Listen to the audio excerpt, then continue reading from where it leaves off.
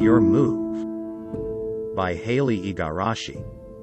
This is a story about the man who wants to kill you. I have my doubts, not about the man or about the story, but about you. I fear I do all this for nothing. Listen, I would scream if I had a mouth. I have a story. So that is what I will use. You have seen him before. He might as well live in your periphery. He is tall and seems to carry his weight in his chest and shoulders. He has a narrow waist and legs that taper down to small leather shoes. Not that you've noticed any of this before. You've been distracted, haven't you? If I told you this same man walked by your home every day, paused to peer into your window, you wouldn't want to believe me. But you couldn't say for certain that I'm wrong. I'm not wrong. He might be very close right now. He might even be in your house. After all, there are so many excellent hiding places, aren't there? The back of a closet, behind the shower curtain, inside a cabinet. But I'm getting ahead of myself. I promised you a story, and perhaps we still have time for it. Understand, this man is not from your time. Spare me your disbelief. There are things beyond your comprehension. You are too old to think you know the universe.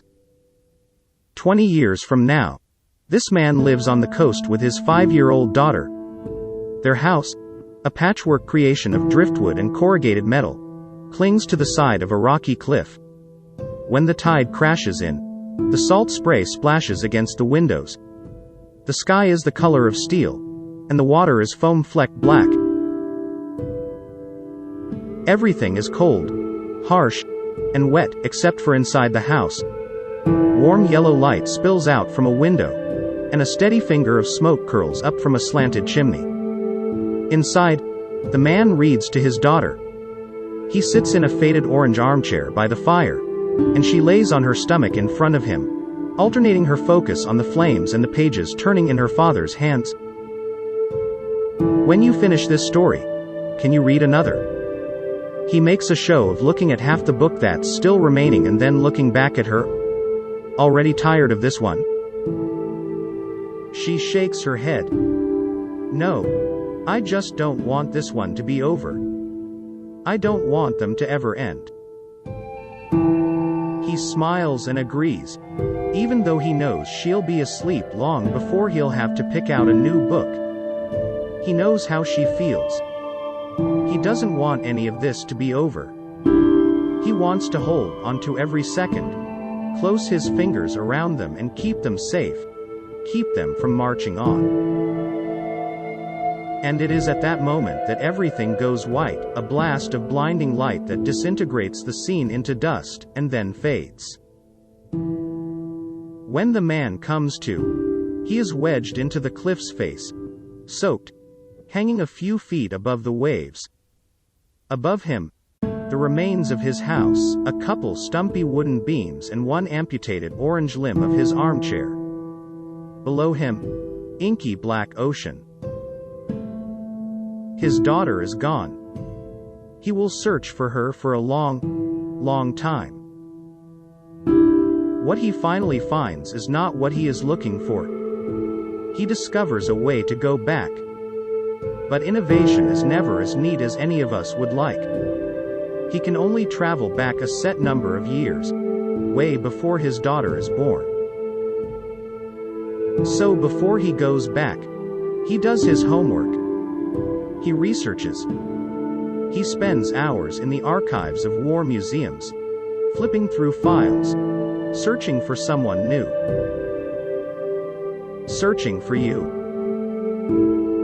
And then he makes the leap, jumps back a few decades, emerges the same, if a little nauseous for a spell, into a world transformed.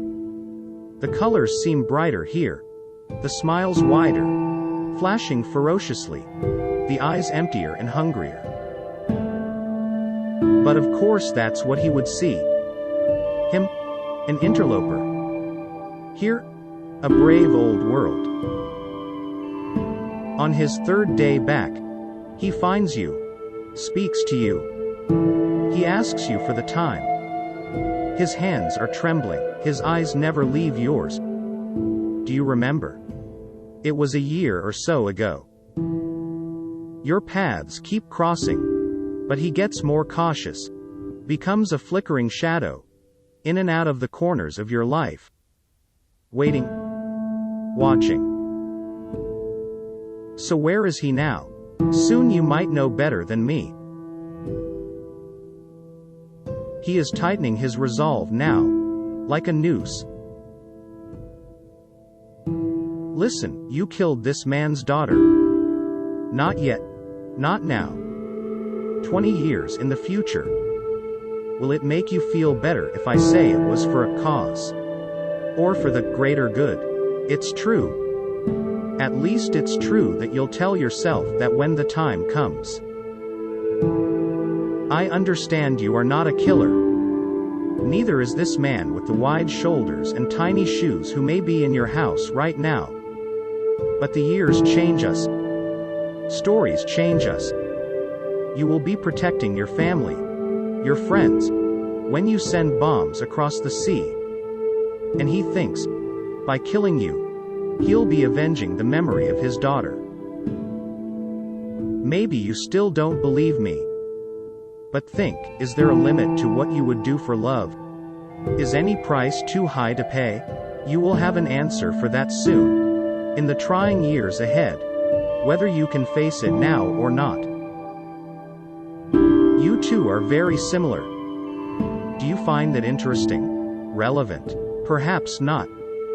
You both love words and tales and the drama, mystery, and madness of being alive. See, his story is partly your story, too. But no more of this. I fear it may be too late, and I've done all I can. Please, listen. Not to me. A sound. Can you hear it? It's inside your home. Maybe the creak of a door or a soft muffled step on the carpet. Or a shallow inhale of breath that's not yours. He is there, right now. Do not run. Do not call for help. Remember the story. He doesn't want this one to end. Not like this, and not deep down. Not where it counts. Do you? The shadow in the corner. It's not a shadow. Okay. Your move.